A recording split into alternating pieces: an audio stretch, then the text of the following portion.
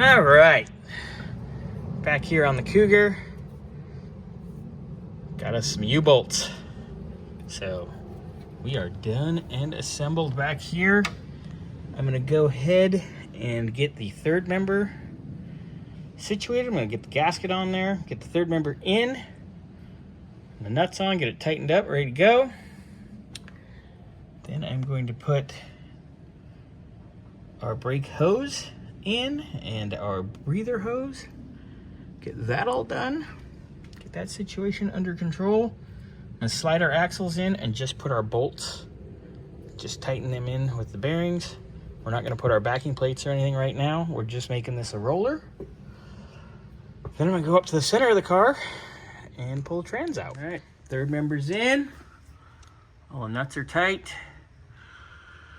Ready to put our axles in. Get this baby ready to throw wheels on. I also gotta pull the trans still, but getting right. We got axles, baby. Nice. I'm just gonna finish up that breather and brake line and then go up front and do the trans. All right, she's a roller.